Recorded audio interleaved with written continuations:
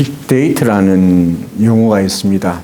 복잡하고 다양한 대규모 데이터 세트로부터 정보를 저장해 놓고 정보를 추출하고 결과를 분석하여 더 큰 가치를 창출하는 것을 빅데이터라고 합니다. 우리 각 사람에게도 빅데이터가 있습니다. 어려서부터 겪어왔던 삶의 경험들이 또 머릿속에 차곡차곡 쌓여서 저장되어 기억되고 있습니다. 지금 저와 여러분을 형성한 것도 이런 빅데이터 덕분입니다. 나의 꿈과 비전을 어떻게 실천해 나갈 수 있을 것인지, 앞으로 다가온 삶이 어떤 방향으로 나가야 할 것인지, 나의 꿈과 비전을 어떻게 실현해 나가야 할 것인지, 앞으로 삶과 방향이 어떤 방향으로 전개될지 내 안에 빅데이터를 기반으로 그것을 인지하고 판단하며 실행해 나가는 것입니다. 기억 속에 잠재된 나라는 존재가 그 사람의 정체성이요 본질이라고 할 수 있습니다. 기억이라는 것은 하나님께서 주신 선물입니다. 그러므로 기억은 축복입니다. 어제의 나와 오늘의 나를 연결시켜 주는 것이 기억입니다. 많은 사람들이 요사이 알츠하이머 치매를 걱정하는 것도 이것 때문입니다. 어제의 나와 오늘의 나와 이게 연결이 안 되는 거예요. 어제의 나와 오늘의 내가 연결되지 않기 때문에, 단절되기 때문에 여기에서부터 어려움은 발생하는 겁니다. 그러다 보니까 지금 내가 누구인지, 어떤 삶을 살아왔는지, 내 주변에는 어떤 인적 네트워크가 형성되어 있는지를 기억할 수 없는 것입니다. 즉, 현재 나라는 존재를 알 수가 없다는 거예요. 그동안 나에게 어떤 일이 일어났는가를 모른다는 거예요. 또한 크게 기억은 두 가지로 분류될 수 있습니다. 하나는 과거의 기억입니다. 과거의 기억 중에 성공하고 자랑스러웠던 기억들이 있을 것입니다. 동시에 실패하고 가슴 아팠던 기억도 있습니다. 이런 과거의 기억과 더불어 미래의 꿈, 미래의 기억도 있다는 것입니다. 그것은 우리 인생의 비전이요, 목표입니다. 1년 후에 내가 어떤 존재가 될 것인지, 10년 후에 내가 어떤 존재로 변화될 것인지 기대하면서 지금까지의 모습을 통해서, 과거를 통해서 오늘 나의 모습을 보고 또 오늘의 나의 모습을 통해서 미래로 나가는 것입니다. 여기에 믿음의 사람은 하나님 앞에 기도하며 기대하며 인내하며 하루하루를 살아가는 사람이 하나님의 사람인 것입니다. 이스라엘 백성에게도 기억이 있었습니다. 자랑스러운 기억도 있었고 낭패와 실패의 기억도 있었습니다. 오늘 본 말씀은 슬픔과 탄식으로 가득 찬 기억으로 가득 차 있습니다. 왜냐하면 나라를 잃어버렸기 때문입니다. 북왕국 이스라엘은 아수르에 의해서 BC 722년에 망했습니다.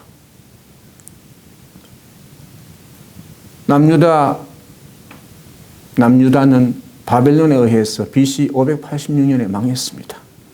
포로가 되었습니다. 언제 고향으로 돌아갈지 모르는 상황에 있습니다.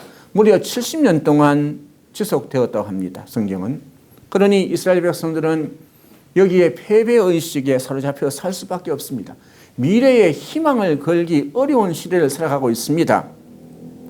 하나님 앞에 우리가 버림받은 백성이 되었구나. 하나님 우리를 포기하셨구나. 우리에게 더 앞으로는 은혜를 베풀지 않겠구나. 이렇게 스스로를 자책감과 자괴감에 빠져 있는 상태가 오늘 본문의 말씀입니다. 그런데 희망이 없다고 하는 이 상황에서 그때 하나님의 음성이 들려옵니다. 이스라엘 백성을 위한 회복을 위한 하나님의 메시지입니다. 보라, 내가 새 일을 행하리니 이제 나타낼 것이라. 너희가 그것을 알지 못하겠느냐? 반드시 광야의 길을, 사막의 강을 내리라고 말씀하고 있습니다. 다시 말하면 새로운 역사가 시작되었다는 것입니다. 이사야 43장 19절 말씀에 하나님께서 새 일을 행하시겠다는 것입니다. 그러니 이제 하나님의 말씀을 믿고 그 말씀을 따라 순종하라는 것입니다. 이 하나님의 말씀이 이사야 선지자를 통해서 백성들에게 전해졌습니다. 앞으로 내가 새 일을 행하겠다. 그런데 하나님께서 새 일을 행하기 전에 이스라엘 백성들에게 요청하는 것이 있습니다. 부탁하는 것이 있습니다. 오늘 18절 말씀해 보니까 너희는 이전 일을 기억하지 말고 옛날 일을 생각하지 말라. 한마디로 말하면 부정적인 기억을 내려놓고 과거의 상처에 머물지 말라고 말씀하십니다. 과거의 기억이 이스라엘 백성들을 끊임없이 두려움과 불안에 빠뜨렸습니다. 부정적인 생각으로 가득 차 있었습니다. 죄책감과 무능한 존재라는 사실을 마음에 새기며 살아가다 보니까 하나님을 배반하고 패배의식에 빠져 있었습니다. 움츠리고 있었습니다. 그래서 이스라엘 백성들은 위기 앞에 설 때마다 삶의 순간순간마다 두려움에 떨고 있었습니다. 이것이 마지막이 될까? 이것이 더 어려움의 나락에 빠지게 되는 것은 아닐까 생각하면서 하나님을 믿지 못하고 불안에 떨고 있었습니다. 이럴 때 하나님께서 궁극적으로 하나님 백성들에게 하시는 말씀이 다른 것이 아니라 위로해 주셨습니다. 이사야 43장 1절 말씀해 보니까 이스라엘아 너를 지으신 이가 말씀하셨느니라. 너는 두려워하지 말라. 내가 너를 구속하였고 내가 너를 지명하여 불렀나니 너는 내 것이라. 두렵고 떨고 있는 이스라엘 백성들에게 두려워하지 말라. 내가 너를 구속했다. 내가 너를 지명했다. 지명이란 말은 핀센트로 못을 꼭 집듯이 여러분 한 사람 한 사람을 하나님이 꼭 집어서 하나님의 백성으로 이 자리에 앉힌 줄 믿습니다. 그러므로 너는 지명했기 때문에 하나님 불러주셨기 때문에 너는 내 것이라. 하나님의 것이기 때문에 두려워하지 말라고 하십니다. 이 이스라엘 백성들에게 주신 말씀이 여러분에게 주시는 말씀으로 바를 수 있기를 바랍니다. 거짓된 두려움에서 벗어나라는 것입니다. 하나님을 두려워하는 것과 하나님 위의 것을 두려워하는 것에는 근본적인 차이가 있습니다. 하나님을 두려워하면 하나님 위의 것은 두려워하지 않습니다. 하나님을 두려워하면 하나님이 주시는 은총을 누리면서 거기에서 기쁨을 찾을 수가 있습니다. 그러나 사탄은 우리를 하여금 하나님 위의 것들을 두려워하고 그것을 섬기라고 원하고 있는 거예요. 그렇기 때문에 그것이 없으면, 그것을 내가 가지지 못하면 하나님보다 그것이 크기 때문에 그것에 짓눌려서 두려움 속에 살아갈 수밖에 없는 것입니다. 사탄 마귀는 우리 안에 내재된 트루마를 꺼내어서 상처를 끄집어내어서 사람을 열등감에 빠지게 하고 두려움에 빠지게 합니다. 계속 불안을 일으키게 합니다. 우리로 하여금 변화되지 못하게 삶을 나락을 땅에 떨어뜨리는 것입니다. 반면 하나님은 분명히 말씀하십니다. 거짓된 두려움에서 해방되라고, 실패의 기억과 부정적인 기억으로부터 자유어지라고 오늘도 우리에게 말씀하신 줄 믿습니다. 내가 너를 지명하여 불렀나니 너는 내 것이다. 그러므로 두려워하지 말라 하십니다.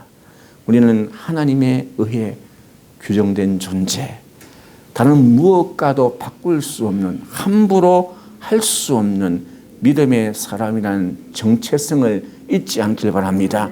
나는 하나님의 소유된 백성이다. 그만큼 여러분과 저가 소중한 존재인 줄 믿으시길 바랍니다. 그러므로 우리는 하나님의 소유된 존재임을 기억하면서 하루하루 살아가는 것입니다. 또 하나님이 이렇게 말씀하십니다. 이사야 43장 25절에 보니까 이제 부정적인 생각을 기억을 잊어버려야 될 이유는 너의 불의, 죄악, 실패, 배반, 아픔에서 너희들을 해방시켜 주었다는 겁니다.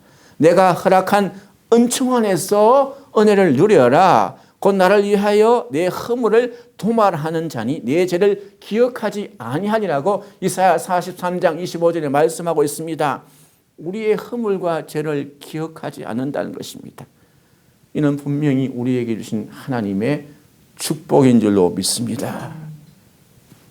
그동안 부정적인 기억들과 쓰라린 아픔과 흔적들은 다 제거하고 사라지게 하셨다는 것입니다.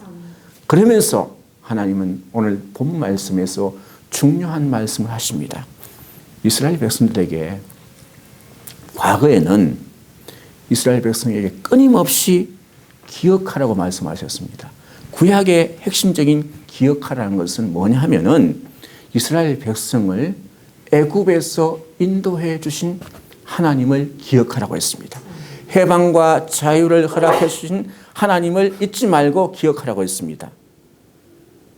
모든 구약의 핵심 메시지였습니다. 그런데 오늘 본 말씀 16절 17절 말씀에 보면 애굽에서 해방되어 주신 것을 감사하면서 그것을 넘어서라. 그렇게 말씀하십니다. 오늘 이사야 43장 16절 17절 말씀은 하나님께서 애굽에서 이스라엘 백성을 출애굽시켜 주신 것을 이야기하고 있습니다. 제가 읽겠습니다. 나 여호와가 이같이 말하노라. 바다 가운데에 하나님이 길을 내셨습니다. 큰 물 가운데 지름길을 내고 병과 말과 군대와 용사를 이끌어내어 일시에 엎드러져 일어나지 못하고 소멸하기를 꺼져가는 등불 같게 하나님이 하셨다는 겁니다. 이게 뭡니까? 출애굽을 기억하라고 외쳤습니다. 그분이 이제는 그 다음 일을 기억하라는 겁니다. 어제의 기억에서 내일의 기억, 미래의 기억으로 나가라는 겁니다. 과거에 갇혀 있지 말고 하나님께서 새 일을 이루시니 앞으로 나가라는 것입니다. 제2의 출애굽입니다. 지금 바벨론 포로에 잡혀 있습니다. 바벨론 포로로부터 거기에서 해방되어 앞으로 곧 귀환할 것입니다. 이 말씀은 상징하는 것은 궁극적으로 예수 그리스도의 오심을 말씀하고 있습니다. 그분이 우리에게 오시면, 그분이 우리가 주님을 고백하고 믿으면 과거에서부터 해방되어서 하나님의 백성으로 기쁨과 즐거움으로 삶을 살아갈 수 있다는 것입니다. 고린도후서 5장 17절 말씀에 보면 그런즉 누구든지 그리스도 안에 있으면 새로운 피조물이라 이전 것은 지나갔으니 보라 새 것이 되었도다. 예수 그리스도의 밖에 있을 때 그것은 다 정리되고 예수 그리스도 안에 들어오면 새로운 길이 열리는 줄 믿습니다. 여러분 히브리라는 뜻이 히브리 민족이라는 뜻이 뭐냐? 창세기 14장에 히브리라는 말이 처음 나오는데 히브리라는 뜻은 강을 건너라는 뜻입니다. 강을 건넌다. 무슨 강을 건너냐? 하나님께서 갈대아 우르에 있던 아브라함을 부르셨어요. 그러고 난 다음에 그 강을 건넌다는 것은 유프라테스 강을 건너서 이제 하나님 백성으로서 이제 가나안 땅으로 간다는 겁니다. 우리가 하나님을 믿은 믿음의 백성들입니다. 이제 강을 건넜습니다. 믿지 않는 강에서 주님의 은혜 안에 예수 그리스도 안에 들어왔습니다. 그러면 이제는 그 안에서 자유함을 누리며 믿음의 길을 가야 될 줄로 믿습니다. 그러면 구체적으로 무엇을 보고 나가라는 것입니까? 19절 보니까 보라 내가 새 일을 행하리니 이제 나타낼 것이라 너희가 그것을 알지 못하겠느냐. 그런데 반드시 내가 광야의 길을 사막의 강을 낸다고 했습니다. 주님이 이루실 새 일을 보라고 말씀하십니다. 새 일은 어떤 일입니까? 광야에 길을 내는 거예요. 사막에 길을 내는 거예요. 사막에 강을 낸다는 겁니다. 주님이 행하실 새 일은 광야에 새 길을 내는 것입니다. 그것도 큰 길을 내겠다는 겁니다.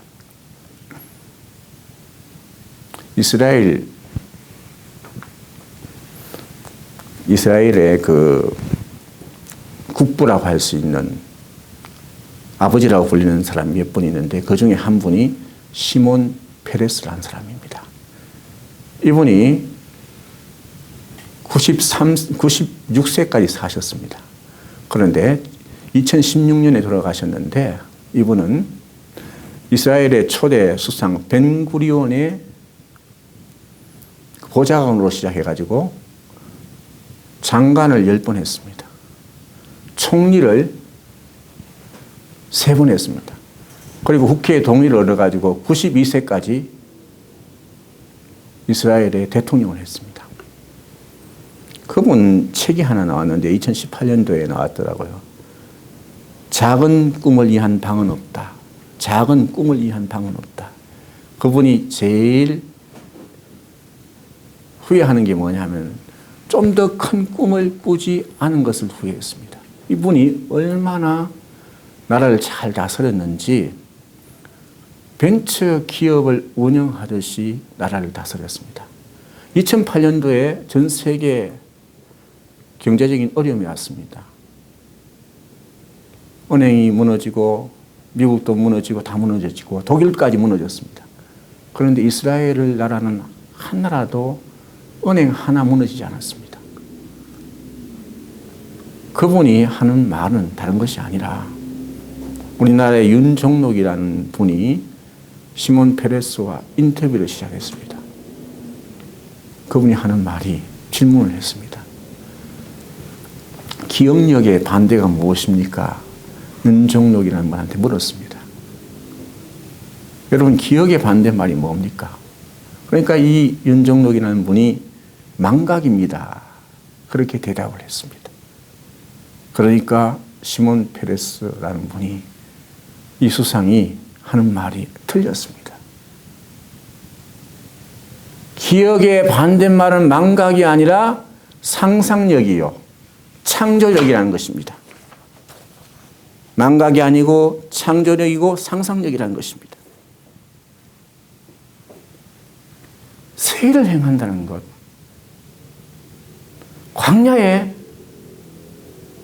길을, 사막에 강을 낸다는 것은 여러분 한 분 한 분들이 과거에 해왔던 일을 습관과 생활 방식을 고쳐서 새로운 일들을 해나가는 믿음의 길을 발견하는 창조력과 상상력을 동원해서 나갈 때 여기에 새로운 길이 열려지는 줄 믿습니다.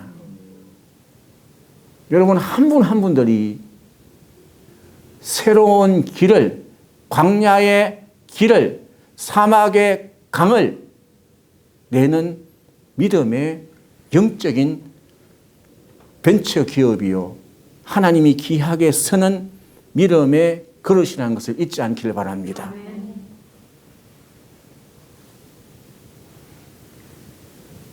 우리는 지금 위기의 때지만 좋은 때를 만났습니다. 지금 여러분 위기인 동시에 은혜의 기회의 때입니다. 여러분이 삶을 살아갈 때 나만을 바라보고 나만을 의지하고 내 힘으로 하면은 그 인생은 침체입니다. 이 맑은 샘 교회에서, 이 맑은 샘 아트홀에서, 이 공간에서 주님을 바라보고 하나님 말씀에 픽해가지고 고정하면,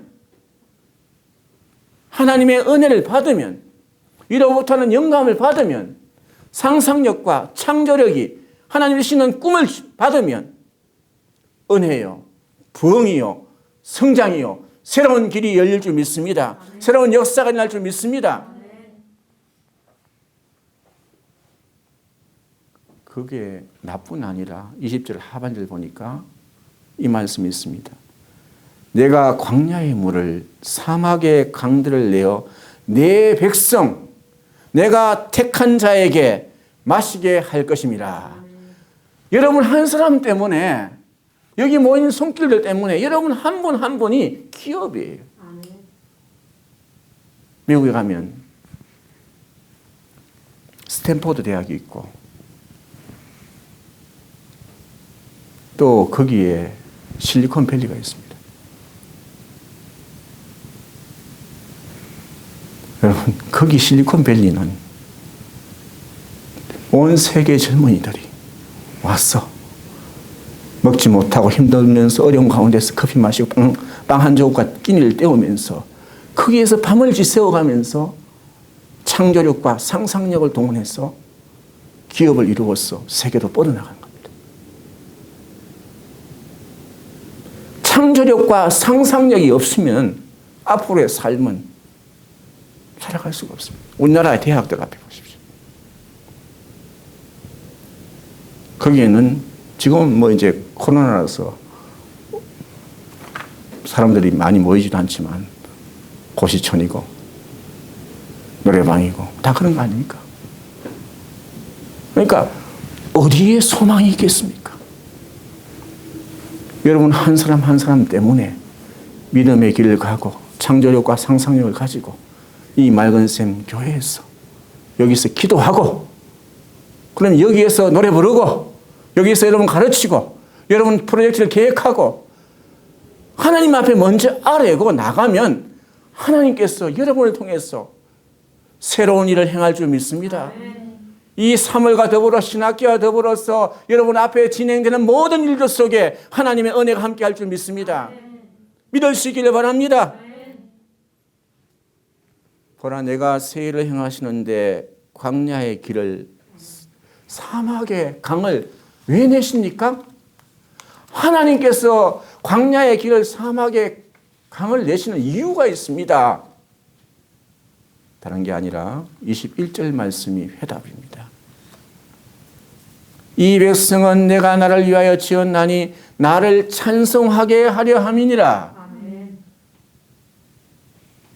하나님께서 원하시는 딱 한 가지는 하나님은 우리를 통하여 여기에 모인 여러분을 통하여 찬송 받으시기 원하신 줄 믿습니다.